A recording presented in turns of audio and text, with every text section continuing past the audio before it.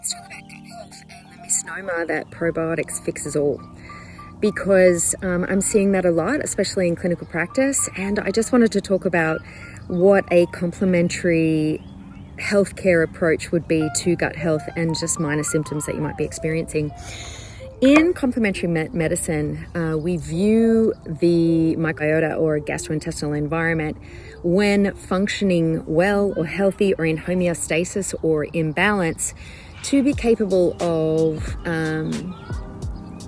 having pathogens come into the body and be capable of fighting them or warding them off and allowing the body to regulate itself to encapsulate that pathogen, perhaps have minor symptoms. And by the way, the symptoms is response for the immune system, not the actual virus itself. So say you're experiencing minor symptoms from a pathogen, whether it be a bacteria or whether it be a virus, and then the body should have the capacity to then ward off, tell the immune system ward off, encapsulate that pathogen and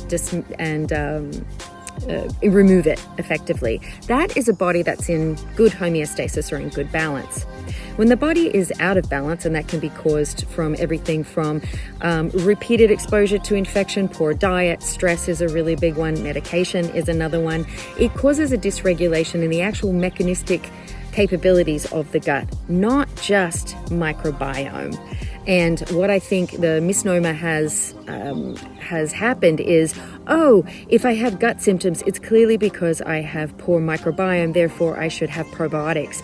That is not the case. And probiotics are very effective and specific if you have conditions that are related to perhaps you have candida and there's specific instances of when and what strains of probiotics to use, or you may have had a bomb of antibiotics and then after that you require help to recolonize the gut, and there's other things you can do for that and with that to complement probiotics, but they are not the be all and end all. In fact, if you have a gastrointestinal tract that is underfunctioning or has low mechanistic responses such as low hydrochloric acid, under secretion of pancreatic enzymes, poor response from the liver in regards to dietary fats and the stimulation and release of bile, then taking probiotics will have nil effect, but also can shift the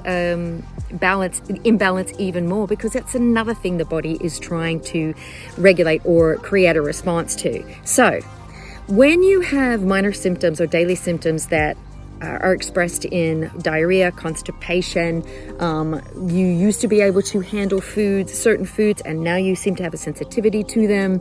You have bloating in between meals. Your response to high protein meals is that you feel heavy, bloated, and constipated. You have little to no hunger. Then this could actually be a sign that you are underfunctioning. And a herbalist approach to that would be to stimulate the body's natural mechanistic functions by the use of bitters.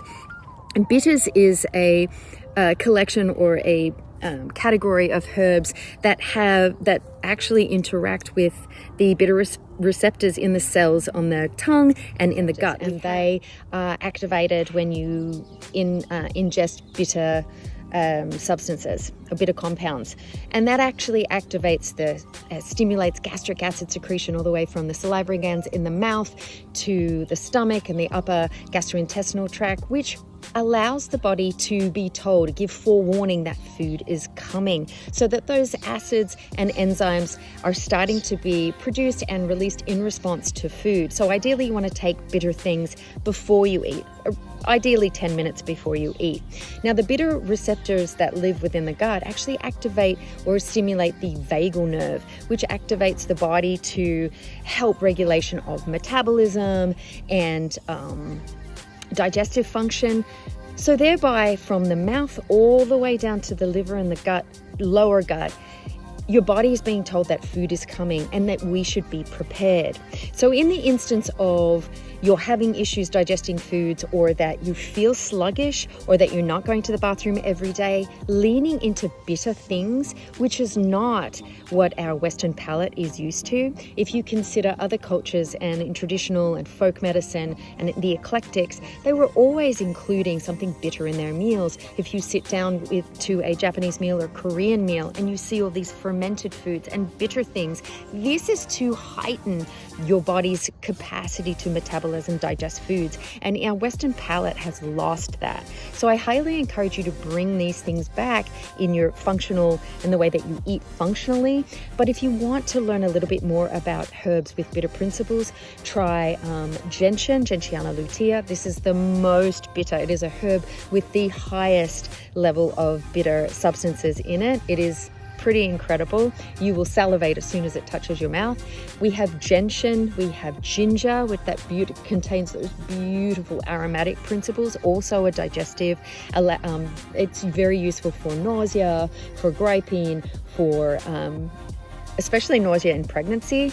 Bitters is beautiful for salivation and for breaking those things down.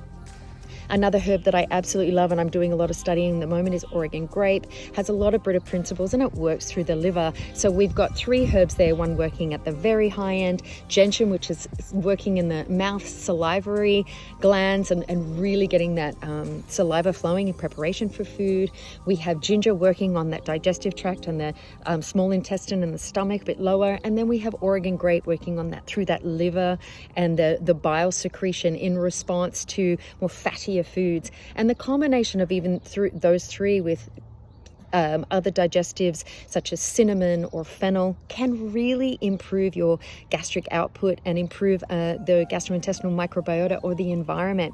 So lean into bitter things before you look to take probiotics, because underfunctioning can cause a lot of symptoms that are not related to poor gastrointestinal microbiota. So please lean into bitters, and if you want to learn more, message me or DM me. I'd be happy to answer your questions.